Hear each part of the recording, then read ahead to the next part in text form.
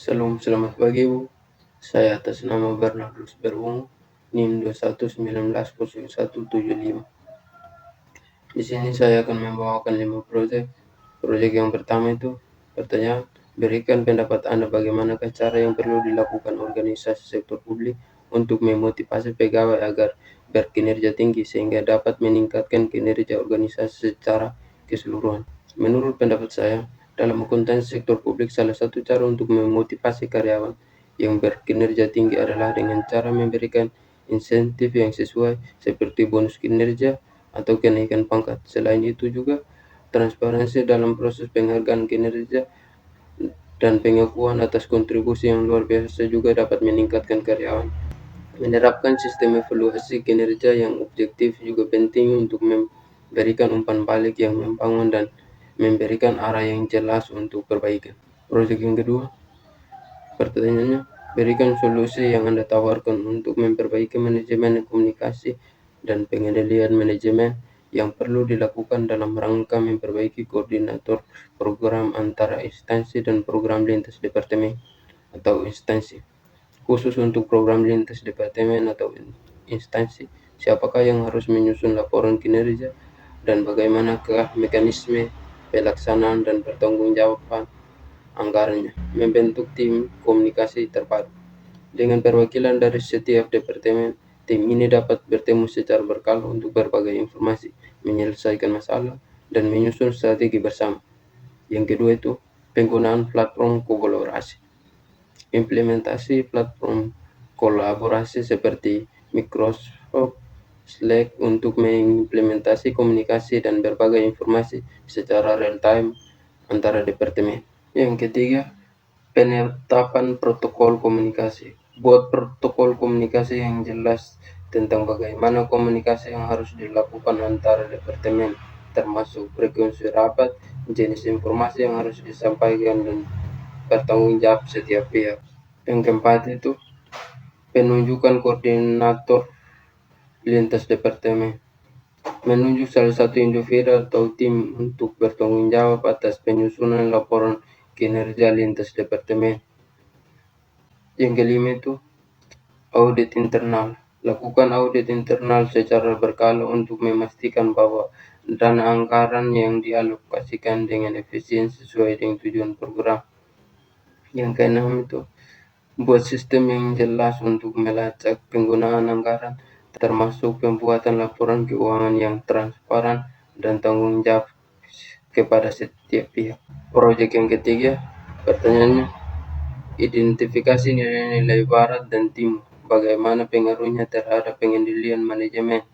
Identifikasi pula nilai-nilai budaya bangsa Indonesia, bagaimana filosofi manajemen bangsa Indonesia, dan dapatkan nilai-nilai tersebut menjadi filosofi atau konsep manajemen yang unggul sebagai konsep Kaizen atau TKM, akomodasi NPM, dan Raving Governance. Yang pertama, nilai-nilai barat seperti individualisme, rasionalitas, persaingan, dan penekanan pada hasil mempengaruhi pengendalian dengan mendorong penggunaan metode seperti pengukuran kinerja, analisis biaya, manfaat, dan sistem insentif berbasis prestasi. Sementara itu, nilai-nilai timur, kolektivisme, harmoni sosial, keseimbangan, dan orientasi jangka panjang mempengaruhi pengendalian manajemen dengan lebih menekankan pada kerjasama tim, pemecahan masalah bersama, dan keberlanjutan.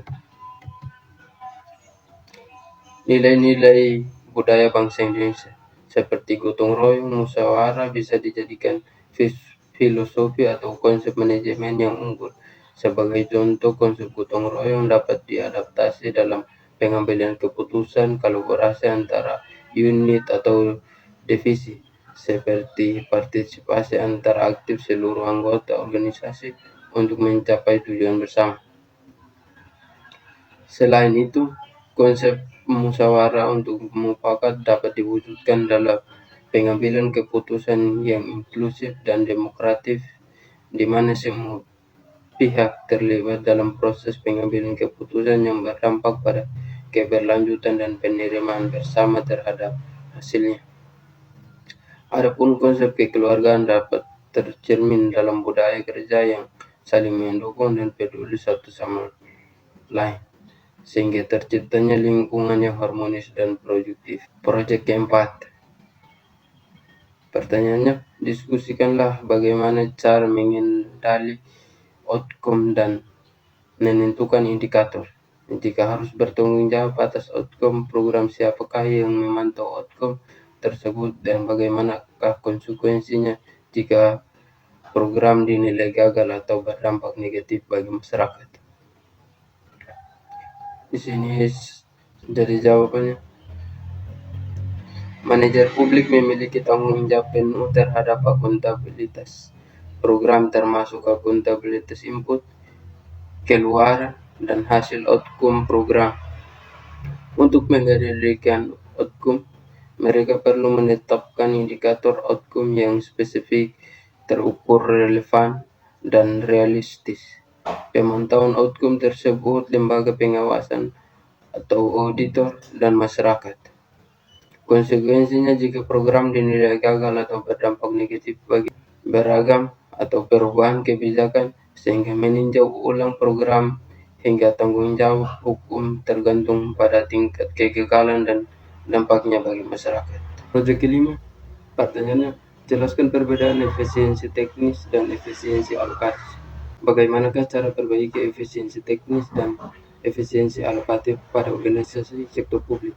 Jelaskan perbedaan pengukuran efisiensi pada perusahaan bisnis atau privat dengan organisasi sektor publik. Efisiensi teknis mengacu pada kemampuan organisasi untuk menghasilkan output maksimal dengan menggunakan input minimal, sementara efisiensi alokatif berkaitan dengan alokasi yang optimal dari sumber daya antar berkaitan dengan kebutuhan. Untuk meningkatkan efisiensi teknis, organisasi sektor publik dapat melakukan evaluasi terhadap proses kerja dan teknologi yang digunakan, kemudian menerapkan inovasi dan teknologi yang lebih efisien. Sedangkan untuk meningkatkan efisiensi alokatif, organisasi perlu melakukan perencanaan dan pengelolaan anggaran secara cermat agar sumber daya dialokasikan sesuai dengan prioritas dan kebutuhan yang ada. Perbedaan dalam pengukuran efisiensi perusahaan bisnis dan organisasi sektor publik pada tujuan pengukuran kesuksesan yang berbeda. Perusahaan bisnis sering menggunakan metrik keuangan seperti laba dan pengendalian investasi untuk pengukuran efisiensi, sementara organisasi sektor publik seringkali menggunakan metrik non-keuangan seperti pelayanan publik yang berkualitas dan efektivitas kebijakan untuk menilai efisien. Sekian dan terima kasih. Salam.